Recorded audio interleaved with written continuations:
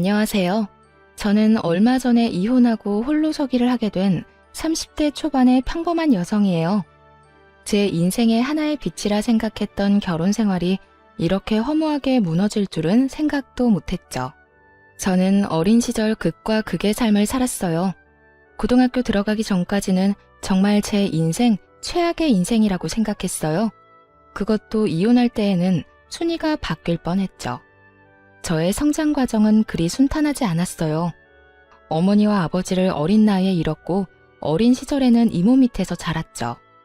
아버지는 도박 중독이었고 무연고 처리될 뻔했어요. 그런 아버지가 죽고 나니 죽도록 아버지 빚만 갚던 어머니도 끈 떨어진 것처럼 의욕을 모두 잃더니 사고로 돌아가셨죠. 그랬기에 어린 시절 내도록 배를 골아야 했고 부재 중인 아버지와 바쁜 어머니를 그리워하며 정신적으로도 굶주려야 했어요. 그래서 저는 평범한 사람과 결혼하고 싶었어요. 그리고 가정을 이루는 것이 꿈이 된 사람이었어요. 저에게도 평범한 삶이 가능하다는 것을 믿고 싶었거든요. 그래서 남편과 결혼을 결심했어요. 그러나 그 결심은 시모와 둘이서 만난 자리에서 와르르 무너졌어요. 사실 시모를 본 건 그날이 두 번째였어요. 첫 번째 날에 남편과 함께 봤을 때는 분위기가 꽤 좋았던 걸로 기억하거든요. 그런데 둘이서 만나니 시모의 본심이 드러났죠. 나는 우리 아들 너처럼 부모 없이 자란 애한테 보내기 싫어. 생각 좀 해봐. 내가 우리 아들한테 얼마나 좋은 것만 해줬는지 아니? 우리 아들이 너 좋아하는 거 알면 너도 눈치껏 빠져줬어야 하는 거 아니냐고. 부모 없이 힘들게 큰 건 알겠는데 연애는 너랑 수준 비슷한 남자랑 해야지. 쥐뿔도 없는 게 우리 아들을 꼬드겨? 시모가 저를 너무 마음에 안 들어 했어요. 저도 화가 나는 마음에 목소리를 높였죠. 제가 부모가 없는 게 천만 다행이네요. 아주머니 같은 부모가 있었다면 얼마나 부끄러웠겠어요? 부모 없어도 이모가 저 열심히 키워주셨고 대학까지 보내줬어요. 저한테는 이모가 부모고 언니예요. 함부로 저희 집 욕하지 마시라고요. 요 맹랑한 게 어디서 어른 보고 소리나 질러? 네가 이러니까 부모 없다고 사람들이 뭐라 하는 거지. 이래서 가정교육이 중요한 거고 이래서 부모 밑에서 사랑받고 크는 게 중요한 거야. 당장 우리 아들이랑 헤어져. 나는 너희 사이 인정 못한다. 저는 꽥 소리를 지르고 나와 남편과 한바탕 싸웠어요. 그렇게 헤어지려고 생각하던 중에 제가 임신을 했다는 걸 알아차렸어요. 저는 정상적인 가정을 가지고 싶었고 아이에게서 아빠를 빼앗고 싶은 마음은 없었어요. 그래서 남편에게 말했죠. 남편이 포기하면 헤어지고 혼자라도 키울 생각이었는데 남편은 좋다며 결혼을 하자고 하더군요. 그래서 저희는 결혼을 할 수 있었어요. 당연히 시모는 굉장히 싫어했어요. 당장 저더러 뭘 해올 수 있냐며 소리를 빽 지르더라고요. 저는 이 우울한 상황에서 이모와 상담을 했어요. 아이가 생겨 결혼하려는데 시모가 반대한다고 말이죠. 그런데 이모가 의외의 말을 하더라고요. 그 집 사람들 안 되겠네. 감히 우리 조카를 그런 식으로 취급하다니. 걱정하지 마. 이 이모가 다 해결해 줄게. 너 시집살이 편하게 할 수 있도록 말이지. 이모는 그렇게 말하고 저를 전폭적으로 지지해 줬어요. 특히 상견례를 할 때 나와서 시모를 꾹꾹 밟아줬죠. 이모는 온갖 명품을 휘감고 나와서는 시모에게 말했어요. 저희 조카가 참 착해요. 제가 결혼식 도와주겠다고 했는데도 매번 거절을 하니 제가 사돈께 직접 이야기하는 게 더 빠를 것 같더라고요. 결혼식 비용은 저희 쪽에서 다 해줄 거예요. 그렇지만 우리 쪽에는 가족도 없으니 예단 예물은 하지 않는 걸로 하고 대신 제가 신혼집을 제공할게요. 물론 제 조카 명의로요. 안에 들어가는 혼수도 저희 쪽에서 해결할게요.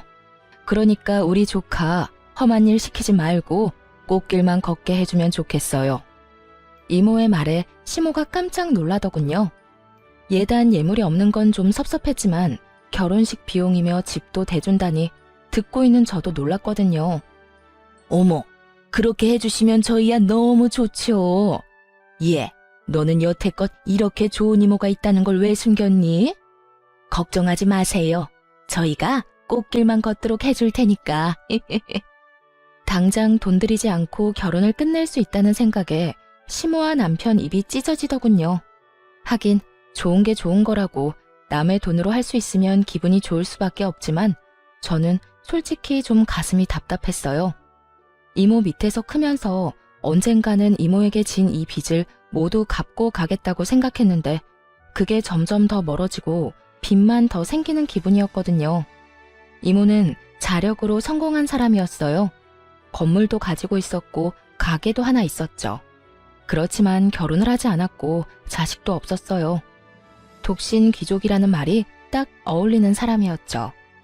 제가 혼자가 됐을 때도 이모가 거둬줬는데 이모가 그때 저 붙잡고 울면서 여태 찾지 않아서 미안하다고 대성통곡을 했거든요. 저희 엄마가 할아버지 반대를 무릅쓰고 아버지와 결혼하는 바람에 사이가 단절됐었다고 하더라고요. 저희가 힘들었을 때 이모는 유학을 가 있었기도 하고요. 아무리 힘들어도 친정에 손 내밀지 못한 어머니였어요. 갚아도 줄지 않는 도박빚은 저에게 고스란히 내려왔는데 이모는 그것까지 싹 갚아줬죠. 그런 이모에게 이런 식으로 또 신세를 지는 건 너무 미안하고 면목 없는 일이었어요. 이모, 이렇게까지 안 도와줘도 되는데 너무 많이 해주잖아. 이럴 때마다 이모 얼굴 보기 어려워. 내가 너무 많은 빚을 지고 있어서. 그거 빚 아니야. 그렇게 생각하지 말라고 했잖아. 그것보다 저 사람들 너 부모 없다고 갈구는 사람들이야. 그리고 결혼하면서 기죽어서 가는 것만큼 불쌍한 게 없거든. 그리고 그 집은 내가 가지고 있던 그 아파트였으니까 너무 신경 쓰지 말고. 그거 네 이름으로 할 건데 절대로 네 시댁에서 공동명의니 명의 넘기는 일은 없도록 해. 고마워 이모. 그렇게 저는 남편과 결혼할 수 있었어요. 결혼식은 크고 화려했어요. 제가 원했던 작은 결혼식은 못하게 됐거든요. 결혼식 비용을 우리가 대겠다고 한 순간부터 시모와 남편은 더 화려하고 더 좋은 걸 하려고 이것저것 끼워 넣기 시작했고 결국 풍선처럼 뻥 띄워진 결혼식만 남았죠. 저보다 아마 생화꽃들이 더 많이 눈에 띄었을 거예요. 제가 다 낭비라는 것을 알고 있으니 아깝기는 했지만 시댁 식구들은 오히려 더 좋아하더군요. 솔직히 제 결혼식이라는 느낌보다는 시모의 환상이 가득 들어있는 결혼식이었죠. 그렇게 저와 남편의 신혼생활이 시작됐어요. 이모의 후광 효과 때문인지 시댁에서는 제게 신경 써주는 척했어요. 일도 많이 시키지도 않았죠. 순탄하게 흘러갈 거라 생각했던 결혼 생활에 먹구름이 들이운 건 명절 선물 때문이었어요. 저는 남편과 미리 선물을 사러 갔어요. 집에 친척이 많이 없다 보니 어떤 선물을 사야 할지 몰랐죠. 이모에게 물어봐도 모를 것 같아서 인터넷으로 어떤 선물이 좋을지 알아봤어요. 건강기능식품이나 과일, 용돈을 챙겨가더군요. 그래서 저도 과일 2박스와 건강기능식품을 샀어요. 그리고 용돈도 30만 원 정도 넣어 따로 가져갔죠. 저 딴에는 돈을 많이 쓴 편이었어요. 제가 버는 월급은 최저임금에 경력 인정돼서 20만 원 정도 더 받는 정도였거든요. 누가 봐도 박봉인 월급에 보너스도 없는 직장이니 제 딴에는 돈을 많이 쓴 편이었어요. 저는 워낙 힘들게 어린 시절을 보내서 돈이 넉넉한 이모와 지내면서도 돈을 아껴 썼거든요. 그런데 시모가 제게 가져온 선물을 보더니 눈살부터 찌푸리더군요. 얘, 너는 어떻게 이런 걸 선물로 가져와? 네가 친척도 부모도 없이 커서 모르나 본데 선물은 백화점 브랜드에다가 값이 적당한 걸로 사야지. 너 혹시 우리 무시하는 거니? 우리가 너한테 얼마나 잘해줬는데 이딴 허접한 걸 가져와? 시모 이야기를 들으니 화가 확 나더라고요. 선물을 사러 갔을 때 남편은 흥미도 없다가 돈 내야 할 땐 너무 비싸니 이모 선물은 싼 걸로 사자는 어이없는 말을 했었거든요. 인간이면 지금 결혼하고 집 얻어 살 수 있는 게 누구 덕인지 깨닫고 열심히 선물을 골랐어야 하는데 말이죠. 결국 이모 선물도 제가 책임져야 했고 시모 선물까지 제 책임이었어요. 결국 저는 시모에게 한마디 던졌어요. 어머님, 솔직히 너무하시네요. 저희 이번에 결혼 치르면서 돈 너무 많이 썼어요. 그리고 저희는 애까지 키우고 있고요. 저희가 무슨 돈이 있어서 비싼 걸 사요? 저 선물조차도 남편이 돈 내기 싫어해서 제가 거의 다 냈는데요. 50만 원을 가져가시고도 비싼 물건이 아니라고 하면 제 선에서는 더 이상 드릴 수 있는 게 없을 것 같네요. 다음부터는 이 사람한테 시켜서 사오도록 하세요. 제 말에 시모가 인상을 팍 쓰더군요. 아니, 그런 거면 미리 말을 해줬어야지. 그리고 너, 엄마가 그렇게 가르쳤어? 모름지기 선물은 크고 화려하게, 받는 사람이 즐겁고 행복하도록 하라고 했지. 네 와이프가 모르면 너라도 알고 있어야지. 그런 말 언제 했어요? 난 왜 들은 적 없는 것 같지? 남편이 심드렁하게 그렇게 말하자 시모가 민망한 듯 킁킁거리며 다시 입을 열었어요. 어쨌든 그건 미안하다. 그렇지만 선물은 손님에게 맞도록 하는 거야. 가족, 우덜은 신세진 사람한테는 더욱더 신경 써야 하는 거고. 그런 면에서 이런 건 신경 쓴 게 아니지. 네가 이럴수록 우리 집만 무시당하는 것처럼 보인다니까. 그거 이상하네요. 저희가 신세진 건 저희 이모인데 저희 이모 선물은 스카프 달랑 한 장 해가거든요. 남편이 저희 이모 선물 살 때 되니까 돈 없다고 싼 거 사라고 해서요. 제 말에 시모가 얼굴이 사색이 되더군요. 결혼식 때 아무것도 안 해주던 시댁에 백화점 명품 선물을 해주면 집 사주고 결혼식 비용 다 대준 저희 이모한테는 대체 뭘 선물해줘야 하죠?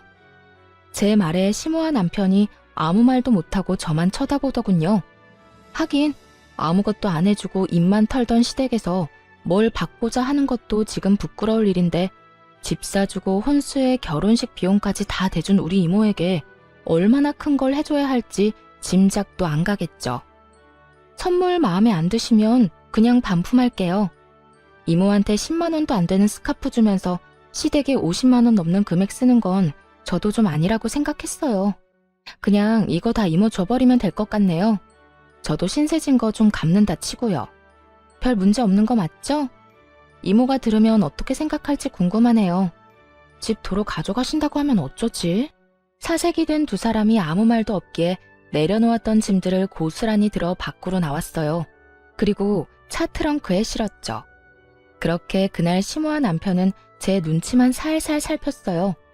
이모에게 말하면 어쩌나 하는 그 눈빛이 참으로 얄미웠죠.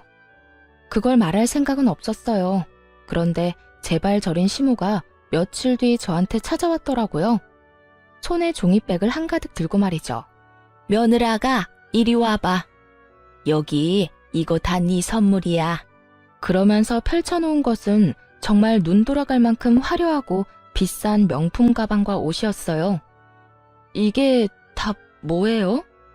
뭐긴 네 선물이지. 활짝 웃는 시모와 그 옆에 앉은 시모 친구라는 여성. 두 사람은 저에게 이것저것 보여주며 말했어요. 저번에 네 이야기 듣고 나니 그런 생각이 들었어. 우리가 너한테 해준 게 없긴 하구나 하고. 내가 이 친구랑 명품만 좀 떼와서 판매하거든. 너는 우리 가족이고 신세도 많이 졌으니 내가 이거 선물로 주마. 대신에 50만 원만 좀 빌려줄래? 이 친구도 내가 좀 무리를 해서 선물 가져오는 바람에 통장이 텅텅 비었어. 이 친구 여기까지 고생해서 왔는데 돈 한 푼 안 쥐어서 보낼 수 없잖니? 그렇게 말하며 시모가 제게 돈을 빌려달라고 하더군요. 저는 시모가 늘어놓은 명품들을 보고 깜짝 놀랐어요. 누가 봐도 아는 명품 브랜드의 가방과 옷이 널려 있으니 저도 당황할 수밖에요.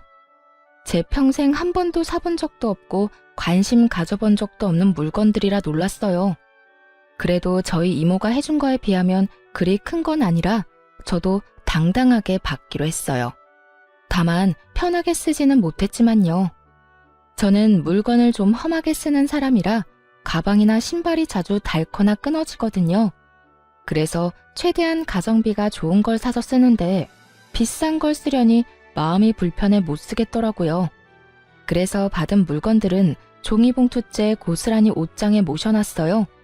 그 뒤로도 시모는 종종 우리 집에 친구분과 들러 가방이나 옷, 신발 같은 걸 주고 갔어요.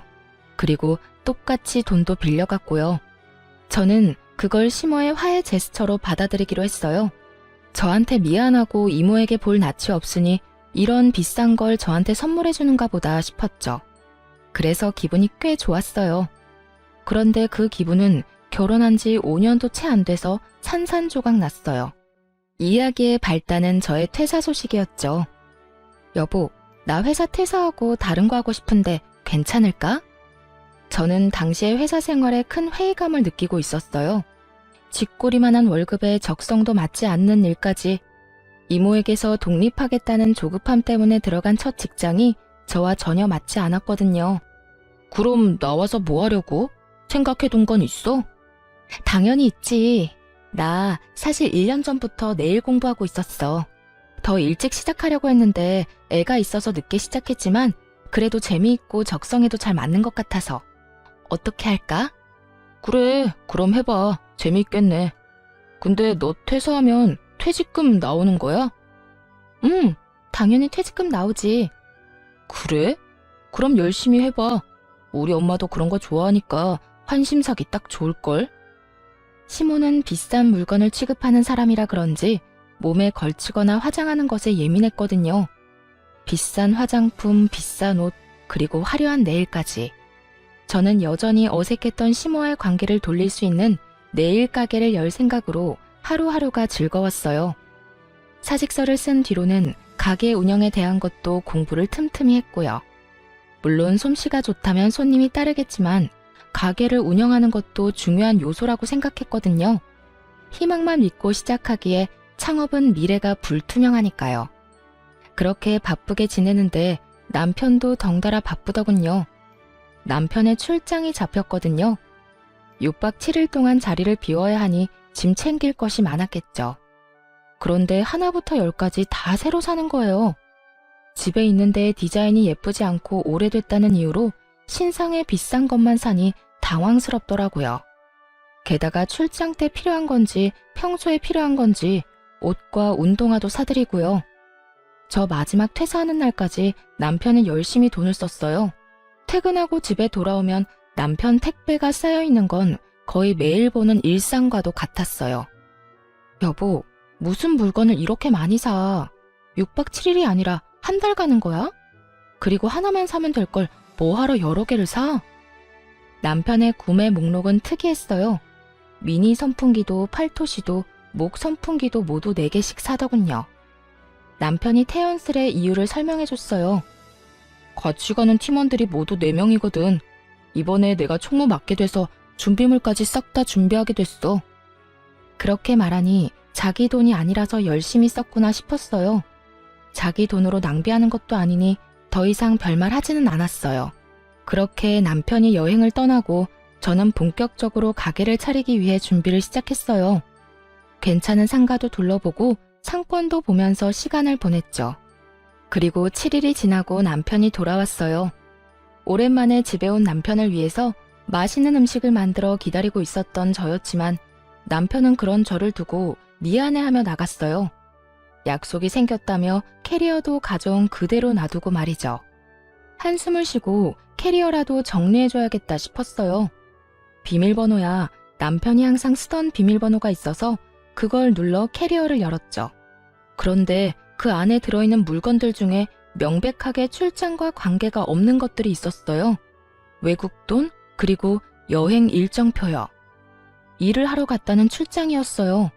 만약 여행 일정이 있더라도 하루 이틀이었을 거예요. 그런데 그 일정표에 적힌 모든 게 관광 일정이더군요. 아침밥 먹고 저녁밥 먹을 때까지 모조리 관광이었어요. 처음에는 남편이 바람을 피나 생각했어요. 그렇잖아요. 6박 7일 외국 여행 떠나는데 저한테 숨길 이유가 뭐죠? 그런데 이상한 게 있었어요. 남편이 여행 전 샀던 목 선풍기와 팔토시가 딱 4개씩 남편 캐리어에 실려 있었어요. 그렇다면 4명이서 간 건데 또 다른 불륜 커플이 있었나 싶었죠. 화가 머리끝까지 나서 남편이 들어오길 기다렸어요. 늦는다는 문자가 왔지만 아랑곳하지 않고 기다렸어요. 그리고 더 이상 졸리지도 않았고요. 밤 10시, 11시 시간이 지날수록 어째서인지 더 말똥말똥해지더군요. 나 왔어. 뭐야? 왜 안 자고 여태 깨있어? 할 말이 있어서 기다렸지. 당신 이번 출장 진짜 출장이었어? 내가 당신 캐리어에서 이런 거 발견했는데 이건 출장이랑 관련 없지 않아? 국내로 잠깐 갔다 온다며. 근데 이거 뭔데? 너 혹시 바람피니? 저는 남편이 볼 수 있도록 여행 일정표와 외국 돈을 툭 던졌어요. 그걸 보던 남편 얼굴이 잿빛이 되더군요. 말도 제대로 못하면서 말이죠. 그게 바람은 진짜 아니야. 바람은 아닌데. 아우 진짜. 그럼 뭔데? 불륜 커플끼리 여행 갔다 온 거 아니냐고. 아니야. 나 우리 식구들이랑 여행 갔다 왔어. 외국에 6박 7일로. 순간 말이 턱 막혔어요. 당연히 외도일 거라고 생각하고 마음속에서 쌍욕을 준비하고 있었는데 머리가 하얘졌죠. 저 빼고 시댁 식구들끼리 여행을 갔다는 것 자체가 정말 기분이 더 더러웠거든요. 지금 나랑 우리 애 빼놓고 해외여행을 갔다고 그랬어? 왜? 이유가 뭔데? 왜 우리만 쏙 빼놓고 가? 당신이랑 애한테 쓸 만큼 돈이 없어서 그랬지. 당신이 가게 열 거라는 말만 안 했어도 우리도 다 데려가려고 그랬다고. 근데 엄마가 돈도 없고 당신 가면 분위기만 흐린다고 해서. 이게 무슨 개소리인지요. 저는 제가 잘못 들은 줄 알았어요. 넌 그거에 동의했고? 그럼 어떡해. 나도 유럽 한번 가보고 싶었는데 이 기회에 못 가면 손해잖아. 당신하고는 나중에 다시 가려고 했어. 정말이야. 다만 우리 가족들끼리 갈 때는 좀 더 저렴하게. 너 지금 성긋니? 아니면 나 가족 없다고 지금 여기서 무시하는 거야? 너는 가족이랑 하하호호 해외여행 다녀오고 나는 여행 갈 가족도 없으니까 애랑 같이 처박아 놓으니까 좋아? 그래서 재밌게 잘 놀다 왔어? 네가 날 마누라로 생각했으면 그딴 짓은 안 했겠지. 너 도대체 뭐 하는 새끼야? 날 뭐라고 생각하는 거야? 넌 네 새끼도 버리는 인간이야? 여보, 진정해. 나 진짜 그런 의도로 그런 거 아니라고. 내가 언제 애를 버려. 신경을 안 쓰는 게 버리는 거랑 뭐가 달라. 쩔쩔매는 남편에게 한마디 퍼부어주려다 갑자기 그런 생각이 언뜻 떠올랐어요. 너 돈은? 무슨 돈으로 갔어? 너 여행 가기 전에 돈 엄청 썼잖아. 그럼 그거 다 네 돈으로 산 거잖아. 항상 돈 없다고 빌빌대던 남편놈에게 대체 무슨 돈이 있어 그렇게 펑펑 돈을 썼는지 이해가 안 가더군요. 설마 시모가 빌려줬나? 하는 생각도 들었어요. 그것도 아니면 나 몰래 비상금이라도 드러났나 싶었거든요. 그런데 최악의 말을 꺼내더군요. 대출했지. 사실 이번 달 말에 우리 엄마 생일 있잖아. 그거 겸해서 엄마가 가고 싶다고 해서 엄마랑 아빠 동생 것까지 내가 냈어. 해맑게 미친 소리 하는 남편놈을 보며 저는 점점 머릿속이 새까매지는 걸 느꼈어요. 야, 너 그럼 대출은 뭘로 갚을 건데? 네 퇴직금 있잖아. 네가 받은 퇴직금으로 대출 갚으면 되지. 엄마도 그렇게 알고 있는데 당신 퇴직금 받는다고 하니까 그걸로 여행 갔다 오면 되겠다고 해서. 당신도 좋잖아. 엄마 생일에 신경 쓸 것도 없고 내가 다 해결해놨으니까. 해결이라뇨? 이건 해결이 아니라 진흙탕으로 만들어버린 거였어요.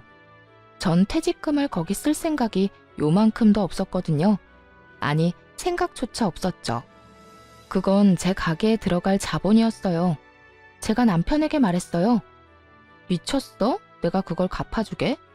나 그거 절대 안 갚아줄 거야. 네가 알아서 해. 그럼 이 집 담보로 대출 받으면 되지. 이게 네 거야? 미친놈아. 생각하고 말하라고. 선을 넘는 남편 발언에 저는 잠시 생각했어요. 이러다간 끝도 없이 제 재산을 노리겠다 싶어서 제가 받아놓고 쓰지 않는 명품들이 생각났죠. 열받아서 남편놈을 집에 재우고 싶지 않아서 시댁으로 쫓아냈어요. 그리고 다음날 오전에 전당포가 문 여는 시간에 맞춰 제가 시모에게 받은 명품들을 모조리 들고 갔어요. 그리고 그걸 맡기고 대출을 받으려고 했어요. 솔직히 팔아버릴 생각으로 맡기려고 했거든요.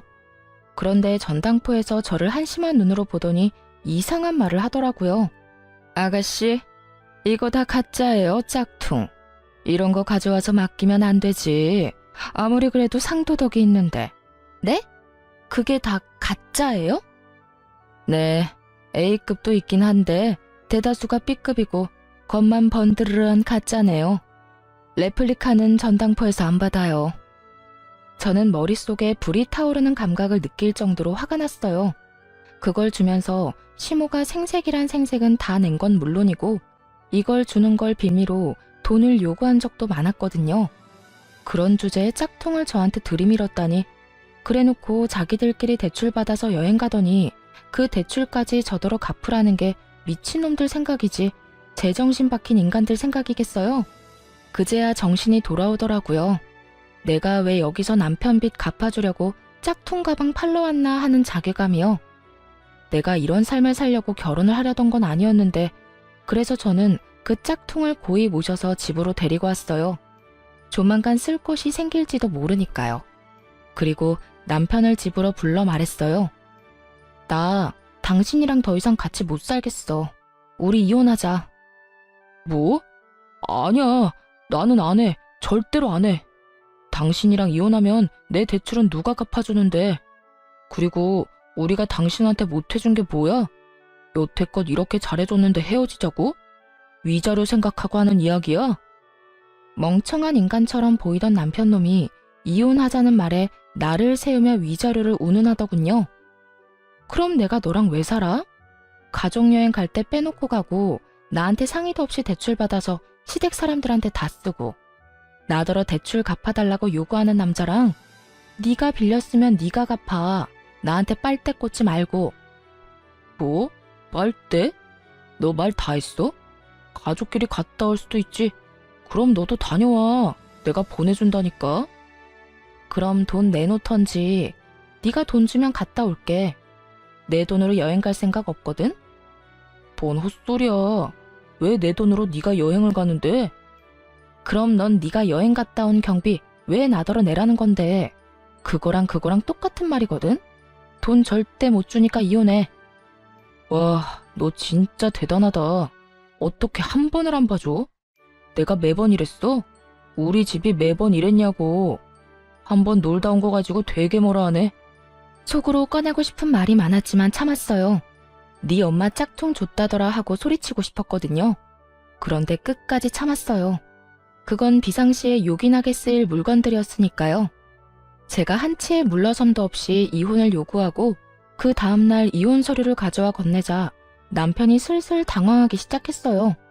제가 한 말이 그냥 홧김에 한 말인 줄 알았나 보더라고요. 여보, 내가 좀 잘못한 것 같기는 해. 그치만 이건 좀 너무하지. 아무리 그래도 이혼이라니. 우리가 얼마나 어렵게 결혼했는데 안 그래? 그러니까 그렇게 어렵게 결혼한 내 인생이 지옥으로 가고 있다는 걸 깨달았으니 당신 같으면 기분이 어떻겠어? 지옥이라는 말에 남편놈 얼굴도 일그러지더라고요. 지옥? 여행 간 게 그렇게 아쉽고 원통했으면 나랑 가면 되잖아. 한 번도 갔다 오면 되지. 여행? 그것 때문에 화난 거 아닌데? 네 말대로 여행 나 혼자 호화롭게 다녀오면 그만이지. 근데 넌 건드려서는 안 될 걸 건드렸어. 내 퇴직금 이야기는 꺼내지 말았어야지. 그거 내 사업 미천이거든? 네가 가져가려고 한 건 단순한 돈이 아니라 내 미래야. 그런 너하고 무슨 결혼 생활을 어떻게 이어가? 틈만 나면 내 인생 말아먹으려는 게 눈에 보이는데. 남편이 제 말에 아무 말도 못하고 입술을 잘근잘근 깨물더니 밖으로 나가버렸어요. 저는 남편이 나간 것을 보고 바로 흥신소에 연락했어요. 저희 시모 뒤 좀 캐달라고 말이죠. 그리고 며칠 뒤 저희의 이혼 소식을 남편에게 전해들은 시모가 저희 집으로 찾아왔어요. 이혼이라니? 갑자기 이게 다 무슨 일이야? 너 왜 갑자기 말을 바꾸니? 이 결혼 네가 원해서 하자고 한 거야. 그런데 이렇게 쉽게 뒤집는다고? 결혼이 장난인 줄 알아? 장난이 아니니까 이혼하자는 거예요. 넷이서 룰루랄라 외국 여행 갔다 오셨죠? 그런데 당신 아들이 나한테 뭐라고 한지 알아요? 내 퇴직금으로 당신들 여행 경비 대출받은 거 나더러 갚아달라고 했어요. 내가 왜요? 내가 그 여행에 1분도 함께하지 않았는데 내가 왜 그딴 호구짓 하고 있어야 하냐고요. 호구짓? 너 우리가 그렇게 잘해줬는데 이딴 식으로 말하면 안 되지. 이혼하고 싶으면 해. 그런데 우리는 절대로 너 용서 못하거든.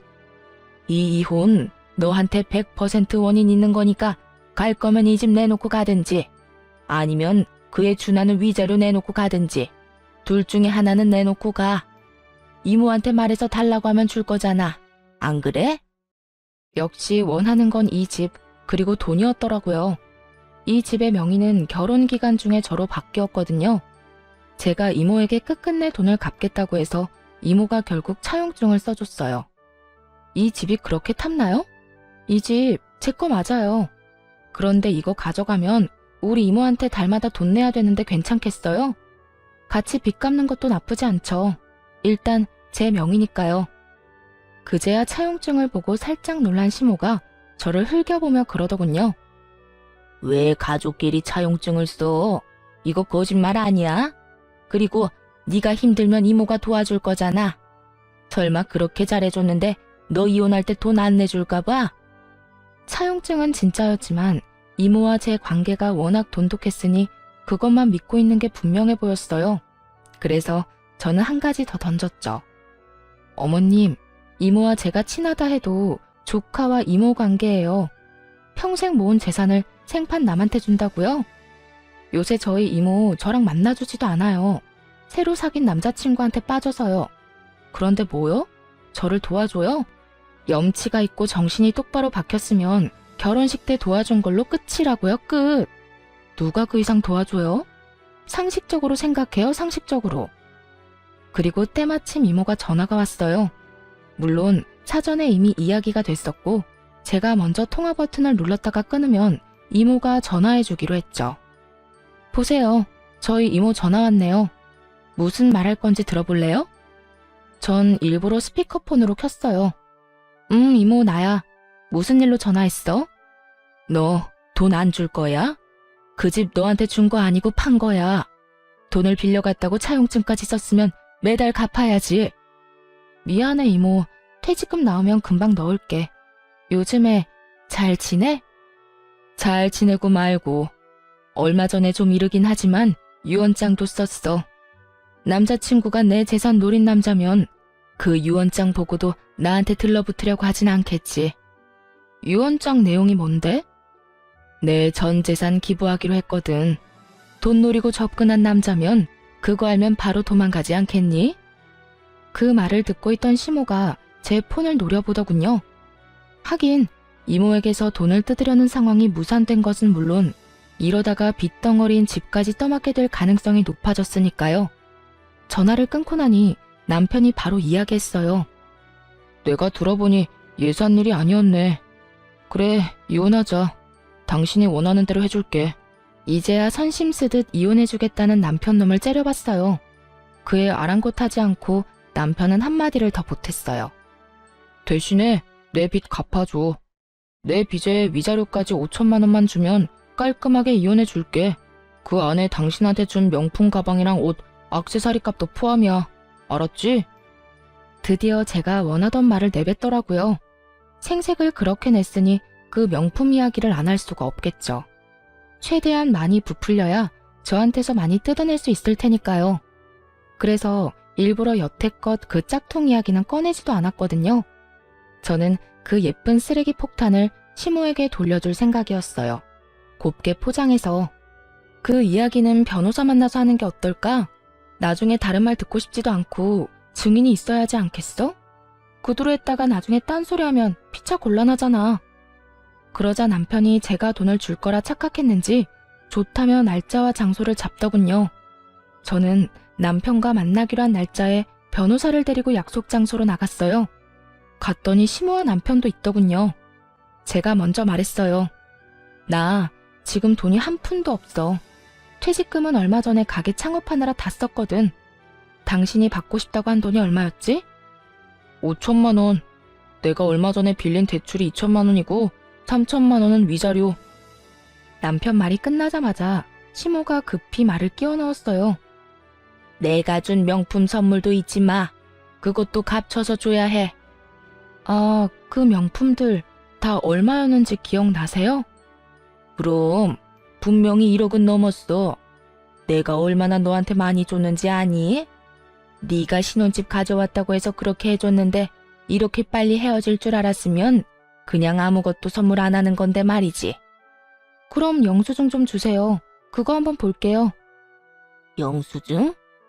그게 아직 있을 리가 없잖아. 어디서 산 건지도 기억 안 나. 아마 현금으로 사서 카드 기록도 없을 텐데. 현금 영수증 받았을 텐데요. 그런 거 안 받았는데? 그럼 그 물건 산 가게들은 전부 신고 대상인데요. 그거야 내가 알 필요 없잖아.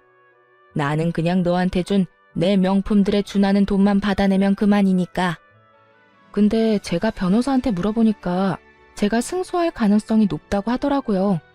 그래서 그 돈 제가 줘야 할 필요가 없다고 느꼈어요. 그냥 소송으로 끝내는 게 더 확실하지 않을까 싶어서요. 대신 그 명품들은 제가 돌려줄게요. 그거 있으면 저 재산 더 많이 잡혀서 혹시라도 당신들한테 재산 분할해줘야 할지도 모르거든요. 어머니가 원하시기도 하니까 가져가세요. 저 한 번도 사용한 적 없거든요. 뭘 이런 걸로 갚아? 돈으로 줘야지. 그리고 네가 썼는지 안 썼는지 내가 어떻게 알아? 열어보시던가요. 새 제품인 거 확인 가능할걸요? 그리고 산 곳에 가서 확인해보면 되고요. 아니면 도로 팔면 되잖아요. 착용한 적 없는 S급이면 꽤 많이 받을 수 있을 텐데요. 아니면 반품권으로 좀 가격 줄여서 다시 팔면 되죠. 싫다니까. 난 그걸로 받기 싫으니까 돈으로 줘. 귀찮게 그런 일은 어떻게 하니? 자기가 준 것들이 가짜라는 걸 알고 있으니 도로 가져오기는 싫은 모양이었어요. 하긴 쓰레기 다시 가져가긴 싫었겠죠. 그러면 쓰레기를 버린 책임은 져야 하지 않겠어요? 변호사님, 한 가지 궁금한 점이 있어요. 혹시 이런 명품 가방요, 짝퉁을 주면서 진품이라고 말하고 돈을 빌려가면 그건 범죄일까요, 아닐까요? 상대방이 그걸 판매하는 사람이라면요. 제 무릎에 시모를 슬쩍 보니 눈이 동그랗게 떠져 있더라고요. 제가 어떻게 알아냈는지 궁금해서 못 살 것 같은 표정이었죠. 남편에게 이혼 이야기했을 때 흥신소통해서 시모 뒤를 좀 캤거든요. 시모와 시모 친구가 하는 일이 합법적인 일이 아니더라고요. 하긴 이 명품을 덥석덥석 가져오는 게 이상한 일이었죠. 그만큼 돈 많은 집안이었으면 대출금 나더러 갚아달라고 하지 않았을 테니까요. 저는 시모에게 경고를 날린 거예요. 변호사는 제 말에 미동도 없이 말하더군요. 짝퉁 판매나 위조는 상표법 위반으로 벌금이나 실형 받으실 수도 있어요. 그런데 요즘에는 명품 기업에서 민사로 소송하는 게 더 벌이 무거워요. 만약 신고할 거면 대기업이나 그 하청 쪽에 통해서 신고하면 더 큰 벌을 받게 할 수 있을 겁니다. 그 사람들 눈에 혈안이 돼서 짝퉁 판매 생산업자들 찾아 나서거든요. 걸리면 그간 끼친 손해를 업주한테 고스란히 책임 물어서 번 돈 싹 다 뜯어간다고 하니 그쪽이 좀 더 나을 수도 있죠. 그리고 그 물건을 담보로 돈을 빌려주신 거라면. 더 이상 이야기를 듣다 못한 시모가 자리에서 일어섰어요. 예, 그냥 깨끗이 이혼해줘. 돈 받고 말고 할 게 뭐 있니? 그냥 헤어지고 이 물건들도 내가 다시 다 가지고 가마. 그리고 네가 나한테 빌려준 돈은 내가 다시 돌려주마. 그러니 이제 여기서 그만하자. 밥줄 끊길까봐 똥줄이 탄 모양이었어요. 그렇게 해주시면 저야 좋죠. 이 가방들 도로 가져가서 빚 갚는 데 쓰면 되겠네. 그치? 제 말에 시모가 저를 슬쩍 째려보더니 물건을 주섬주섬 챙겨 밖으로 나갔고 상황을 이해 못한 남편도 시모를 따라 쫄래쫄래 나가더군요. 그렇게 저희는 이혼을 했어요. 아직 어린 아이는 당연히 제가 맡게 됐어요. 마누라 자식 놔두고 자기 가족들끼리만 몰래 여행 가는 놈한테 애를 맡길 수 없죠. 게다가 어려서 엄마가 필요한 나이라 그렇게 된 거고요. 이혼 과정은 정말 더럽고 화나는 일 투성이었지만 이혼이 끝나고 나니 다르더군요. 시모가 저에게 준 예쁜 쓰레기들을 고스란히 시모에게 되돌려주니 어찌나 속이 시원하던지. 그리고 이혼을 하고 나서는 짝퉁 판매업자로 시모와 시모 친구를 신고했어요. 저한테 곱기만한 쓰레기 안겨주고 생색내고 돈 뜯으려는 시모가 너무 얄미워서 말이죠. 결국 시모와 시모 친구는 저 때문에 부랴부랴 거점을 옮겼지만 그새를 못 참고 또 짝퉁 판매하다가 경찰에게 걸렸더라고요. 기회가 왔을 때 똑바로 살았으면 이런 일도 없었을 텐데. 그리고 전 남편은 자신이 가진 대출도 터지고 펑펑 돈을 쓰던 시부모의 빚까지 겹쳐지면서 빚에 허덕이고 있더군요. 그야말로 자기가 누울 자리 무덤 판 거죠. 무사히 이혼한 제게 이모가 그러더군요. 무사히 지옥에서 탈출한 거 축하한다. 그리고 그 집은 내 선물이니까 차용증은 없던 일로 하자. 네가 돈 갚고 싶어하는 마음은 아는데 내가 언니한테 못해준 거 너한테 해주고 싶어서 그래. 그리고 언니가 너한테 해줬어야 할 것들도 해주고 싶고. 우리는 이제 세상에 둘뿐인 가족이잖아. 이 말을 듣는데 어찌나 짠하던지. 그렇게 저는 빚 없이 온전히 신혼집을 지켜냈어요. 그런데 나중에 남편이 어떻게 알았는지 저희 집에 찾아와 고성을 지르며 난리를 쳤어요. 너 일부러 그랬지? 이모랑 너랑 사이 틀어졌다면서 우리한테 속이고 너 혼자 이거 다 처먹으려고 그런 거잖아. 나 이거 그냥은 못 넘어가. 무조건 소송할 거고 이 집 받아낼 거야. 내가 지금 당신 때문에 무슨 꼴 난 줄 알아? 무슨 꼴 나긴. 네 인생 네가 열심히 조졌잖아. 네 손으로 망친 거 왜 나더러 도와달라고 해? 이보세요. 그쪽이랑 저랑은 이제 아무런 관계없는 사람이고요. 내가 가진 건 이제 더 이상 그쪽이 넘볼 수 있는 게 아니에요. 그리고 소송? 해봐. 이거 소송해서 누가 이기나. 네가 변호사 비용 다 대고 나가 떨어질 게 분명한데 해! 하고 싶으면. 네가 속인 거잖아.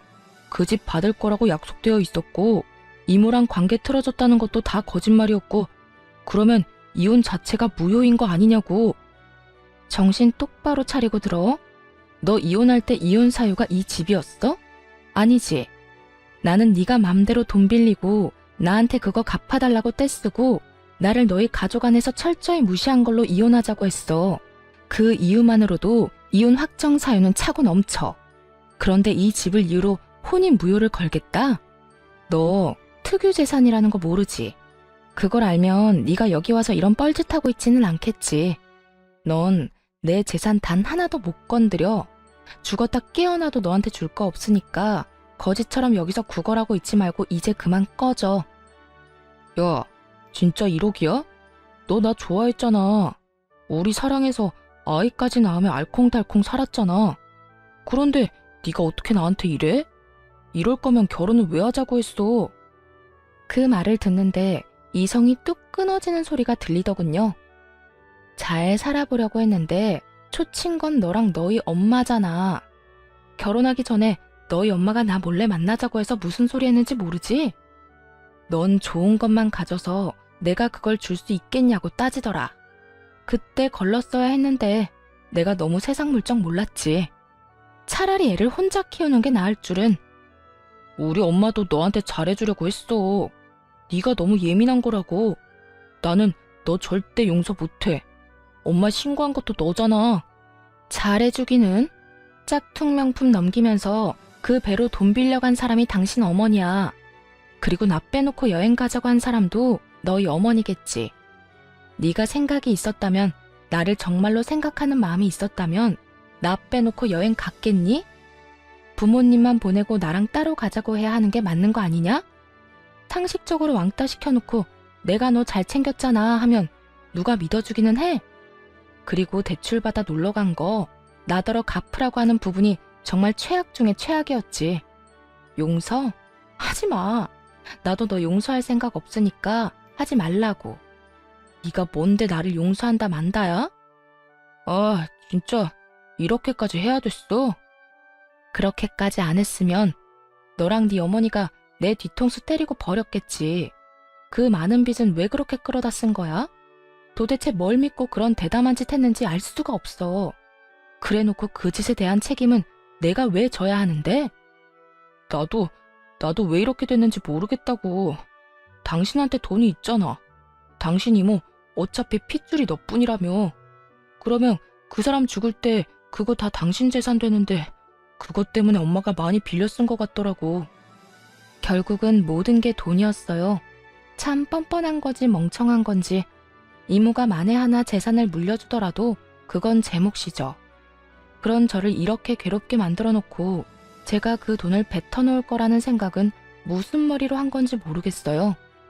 가짜 명품으로 구슬릴 생각이었는데 그것도 참 웃긴 일이었고요. 너랑 너희 가족은 내가 돈으로 보였겠네. 그러니까 앞으로 나 찾지 마. 내 인생에서 너 볼 일은 오늘로 끝났으니까. 아무 말도 못하고 돌아간 전 남편 놈을 보며 진짜 더 열받았던 건 우리 아이에 대한 이야기가 조금도 나오지 않았다는 점이었어요. 이제라도 애 걸고 넘어지면 곤란하니 저도 대화할 때 최대한 아이 이야기는 하지 않았지만 그래도 짜증나는 건 어쩔 수 없더라고요. 지 엄마는 그렇게 챙기면서 저랑 아이는 생각도 안 하다니. 참 이기적이고 못된 전 남편이다 싶어요. 나중에 들리는 소문에는 빚이 너무 많아져서 월급으로 갚지를 못해서 일을 그만뒀다고 하더라고요.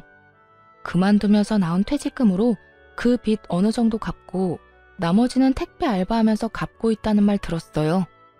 시모와 남편이 빚을 지게 된 원인은 제가 가진 집과 이모의 재력 때문이었더라고요. 그게 언젠가는 제 소유가 된다고 착각을 했는지 아주 흥청망청 써댔더라고요. 저는 아이와 둘이서 잘 지내고 있어요.